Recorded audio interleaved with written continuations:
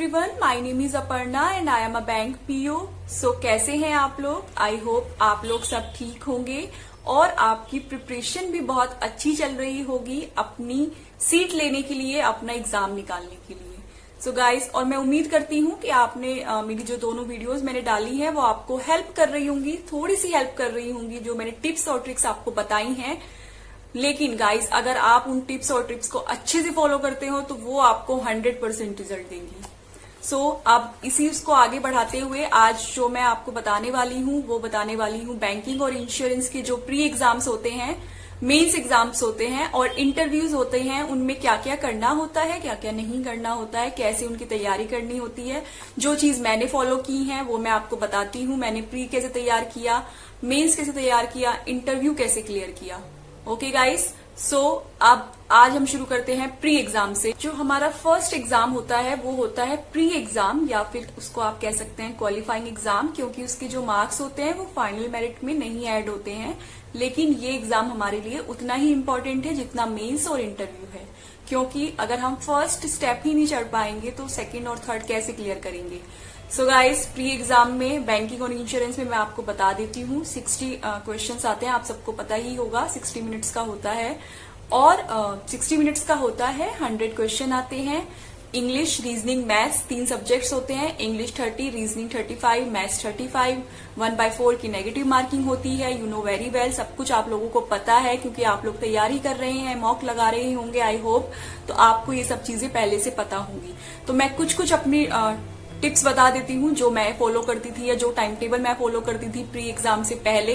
Pre exam की आपको तैयारी करनी है, लेकिन जो चीज मैंने फॉलो की है वो सिंपल, मेरा जो बेसिक रूल था वो ये है कि आप डे 1 से ही मेंस की तैयारी शुरू करिए, क्योंकि जो मेंस एग्जाम है वो प्री लेवल का ही हाई लेवल है। मेंस में हाई लेवल के क्वेश्चंस आते हैं, मेंस में लॉजिकल क्वेश्चंस आते हैं।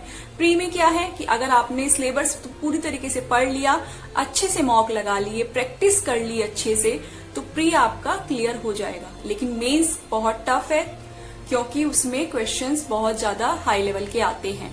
तो मेरा जो बेसिक रूल था वो ये था कि आप डे 1 से ही मेंस की तैयारी पर लगे। एक बार आप अपना सिलेबस पूरा कंप्लीट कर लीजिए, अच्छे से सारे क्वेश्चंस पढ़ लीजिए।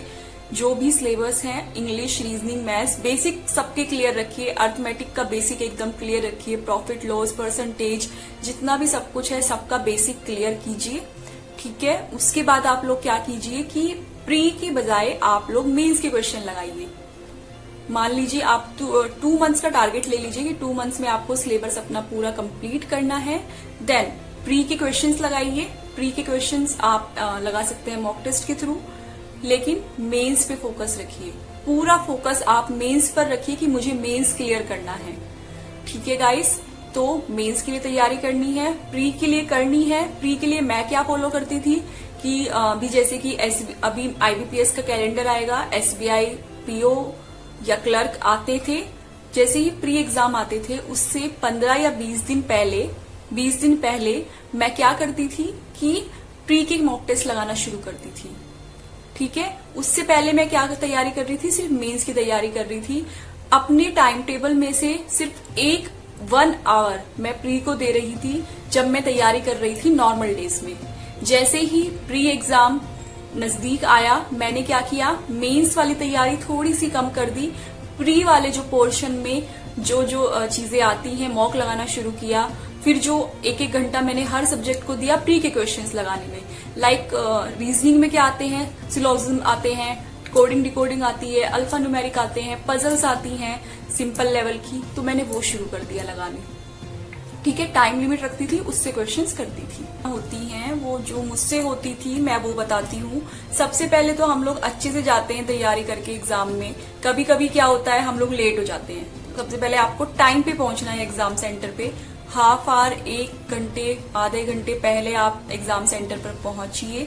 जो भी वहां पर वेरिफिकेशन प्रोसीजर होता है उन सबको अच्छे से करिए। उसके बाद एग्जाम हॉल में जाइए, रिलैक्स होइए। एटलीस्ट आपको 20 मिनट्स रिलैक्सेशन मिले माइंड में, क्योंकि आप सबको पता है कि वो पेपर सिर्फ 1 आवर का होता है और 1 घंटे में आपको 60 क्वेश्चन करने हैं। वो भी आजकल तो इतना कंपटीशन है कि लोग 80 प्लस क्वेश्चंस करके आ जाते हैं मेंस में, सॉरी प्री में। तो इस अकॉर्डिंग आपको अपना माइंडसेट रखना है एग्जाम सेंटर में। अगर आप पहले ही एग्जाम सेंटर में ही लेट पहुंच रहे हैं तो माइंड में क्या होगी, नर्वसनेस डबल हो जाएगी।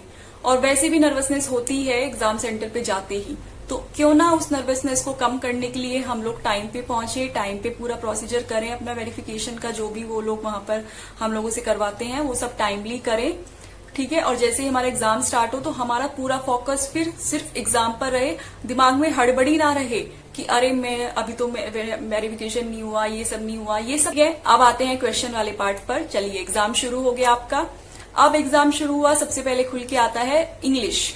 इंग्लिश में 30 क्वेश्चंस आएंगे, आपको क्वेश्चंस अपने लगाने शुरू करने हैं। तो जो मैं फॉलो करती थी प्री एग्जाम देते हुए, मैं आपको वही बताती हूँ। देखिए, इंग्लिश में आता है रीडिंग कॉम्प्रिहेंशन, एरर डिटेक्शन के क्वेश्चंस, नॉर्मल क्वेश्चंस आते हैं, एक पैराजंबल आता है और नॉर्मल वन लाइनर क्वेश्चंस आते हैं। सबसे पहले आप ये मत मानिए कि मैंने रीडिंग कॉम्प्रिहेंशन बहुत ज्यादा पढ़ा है या मैंने पैराजंबल बहुत ज्यादा पढ़ा है तो पहले मैं वो क्वेश्चन लगाऊंगा। नो गाइस, कभी नहीं। वन लाइनर क्वेश्चन उठाइए, सारे जितने पूरा पहले देख लीजिए पेपर, 30 क्वेश्चंस देख लीजिए। जो वन लाइनर क्वेश्चंस आ रहे हैं, वन लाइनर क्वेश्चंस को आप पिक करिए, उनके आंसर्स देने की कोशिश करिए। पहले जो उसका फॉर्मेट होता है ना एग्जाम का, वो समझिए कि इस साइड जो मॉक टेस्ट लगाते हैं हम लोग, हमें पता है, लेकिन कभी कभी ना वो लोग क्या करते हैं, जो एग्जाम में होता है स्क्रोलर रहता है, उसमें क्वेश्चंस के 30 पार्ट्स बने हैं, उसमें भी स्क्रोलर रहेगा कि आपको अगर 30 आंसर करना है तो आपको हल्का सा स्क्रॉल करके जाना पड़ेगा। और उस टाइम पे माइंड में क्या होता है कि टाइमर चल रहा होता है, तो उस चीज को थोड़ा सा कॉप अप करने के लिए आप पहले ही ये सब चीजें माइंड में रख के जाएं कि वहां पर स्क्रोलर आएगा, आपको आगे पीछे करना पड़ेगा और क्वेश्चन पे भी ध्यान देना पड़ेगा। तो प्री में पहले वन लाइनर क्वेश्चंस आप ले लीजिए, इंग्लिश में सारे क्वेश्चंस वो लगाइए। जैसे ही टाइम बचता है उसके बाद आप उठाइए पैराजंबल। पैराजंबल में 2 मिनट देनी है, 2 मिनट से ज्यादा नहीं देनी। अगर नहीं बन पा रहा, नहीं सॉल्व हो पा रहा, लीव इट। उसके बाद क्या उठाना है, आपको सीधा उठाना है रीडिंग कॉम्प्रिहेंशन। रीडिंग कॉम्प्रिहेंशन में जैसे जो मैं करती थी, मैंने मैम से पढ़ा है, तो वो हमें बताती थी कि आपको हल्का सा रफ आइडिया ले लेना है कि क्या क्या है पैराजंबल उसमें, सॉरी रीडिंग कॉम्प्रिहेंशन में, उसको हल्का सा पढ़ लीजिए। फिर क्वेश्चन वाले पार्ट पे जाइए, क्वेश्चन पढ़िए, क्वेश्चन के अकॉर्डिंग फिर उस चीज को आरसी में ढूंढिए। सो इंग्लिश में आपको यही करना है। उसके बाद खुल के आता है मैथ्स या रीजनिंग। अगर मैथ्स के क्वेश्चन आ रहे हैं तो मैथ्स में सबसे पहले आप कोशिश करिए सिंप्लीफिकेशन बनाने की। अगर सिंप्लीफिकेशन अब नहीं आ रहा है, काफी एग्जाम्स में हम लोग देख रहे हैं कि अभी सिंप्लीफिकेशन के क्वेश्चंस नहीं आते हैं, तो आप नंबर सीरीज बनाइए, क्वाड्रेटिक बनाइए, वन लाइनर जो क्वेश्चन है पहले वो उठा लीजिए। उसके बाद आप उठाइए डीआई। अगर डीआई के 2 क्वेश्चन भी आ रहे हैं और उसमें 4-4 पार्ट में है वो क्वेश्चन, अगर आपने डीआई सॉल्व कर लिया तो आपका मैथ्स का काम तो ऐसे ही हो गया। डीआई उठाइए, डीआई के बाद आप अर्थमेटिक के क्वेश्चंस कीजिए। देन आती है रीजनिंग। रीजनिंग में गाइस पजल्स आपको सबसे बाद में करनी है, पहले जैसे हम लोग इंग्लिश और मैथ्स में किया है वैसे ही करना है। पहले वन लाइनर क्वेश्चंस करने हैं। वन लाइनर क्वेश्चंस करने के बाद जो आपके पास टाइम बच रहा है, पहली बात तो कोशिश करिए कि 10 मिनट में, फर्स्ट 10 मिनट्स में आप रीजनिंग में जो आपके वन लाइनर क्वेश्चंस है उनको फिनिश करना है। प्रॉपर 10 मिनट आपको पजल्स को देनी है, चाहे अब 2 पजल आ रही हैं, 3 पजल आ रही हैं, 4 पजल आ रही हैं, एटलीस्ट आप 4 आ रही हैं तो 2 तो बना पाएंगे ना आप उसमें से। तो 2 बना दी तो आपका कट ऑफ तो क्लियर हो जाएगी एटलीस्ट, क्योंकि हमें कट ऑफ क्लियर करनी है, हमें इसमें ज्यादा मार्क्स नहीं लाने अगर ये हमारी फाइनल मेरिट में नहीं ऐड हो रहा है, ठीक है। तो प्री में आपको सिर्फ इन सब चीजों पे फोकस करना है और मेन जो आपको फोकस करना है वो करना है अपने मेंस एग्जाम पर। मेंस एग्जाम की जो मैं स्ट्रेटेजी है वो इसी उसके पार्ट 2 में बताऊंगी, क्या क्या चीजें उसमें आपको करनी है मेंस एग्जाम के लिए, कितने घंटे देने हैं हर सब्जेक्ट को, ये सब मैं आपको इसी के पार्ट 2 में बताऊंगी। प्री के लिए आप सिर्फ तैयारी करिए, प्रैक्टिस करिए, मॉक लगाइए, सिलेबस कंप्लीट करके सिर्फ प्रैक्टिस प्रैक्टिस प्रैक्टिस। प्री का और कोई सॉल्यूशन नहीं है इसको एग्जाम को क्लियर करने का, आपको प्रैक्टिस ही करनी पड़ेगी इसके लिए। ठीक है। और मेन जो आपको माइंडसेट रखना है अपना, वो ये रखना है कि अभी मैं मेंस की तैयारी करना है। अगर हम फर्स्ट स्टेप से सेकंड स्टेप की तैयारी कर रहे हैं तो इसका मतलब ये है ना कि हमारा फर्स्ट स्टेप क्लियर हो जाएगा, बट हमें उसके लिए भी अलग से थोड़ा सा टाइम, थोड़ा सा पेशेंस और ज्यादा प्रैक्टिस उसको देनी होगी, क्योंकि pre exam is all about practice कि आप कितना क्विक आंसर दे सकते हैं क्वेश्चन का। प्री एग्जाम हमारा यही टेस्ट करता है कि आप कितना क्विकली आपका माइंड चलता है, कि आप कितना क्विकली इस क्वेश्चन को सॉल्व करके आपका आंसर दे सकते हैं। क्योंकि वो जो क्वेश्चन पेपर वो लोग सेट करते हैं, अगर आपको 2 घंटे या 1.5 घंटा भी उसके एग्जाम के लिए मिले तो हर बच्चा, मैं इस बात की गारंटी देती हूँ कि जो बच्चा प्रिपरेशन कर रहा है 50%, 80% भी अपना देके वो उस पेपर को सॉल्व कर देगा, अच्छे से सॉल्व कर देगा, पूरा 100/100 कर देगा। लेकिन जो इसमें इन्होंने जो क्राइटेरिया रखा है वो रखा है टाइम लिमिट, कि आप इस टाइम में कितना क्वेश्चन कर सकते हैं। तो pre is all about time limit. अगर प्रैक्टिस आपने कर ली अच्छे से उस टाइम में क्वेश्चन सॉल्व करने की, तो प्री एग्जाम आपका क्लियर हो गया। मेंस में मैं आपको बताऊंगी कि mains is all about logic, कि आपने जो पढ़ाई की है उसको पूरा इम्प्लीमेंट करिए आप मेंस में, क्योंकि मेंस में टाइम का कोई क्राइटेरिया हमारे पास नहीं है। हमारे पास 2-2.5 घंटे होते हैं आराम से। इस वीडियो को मैं यहीं पर खत्म करती हूँ। आई होप आपको ये वीडियो पसंद आई होगी।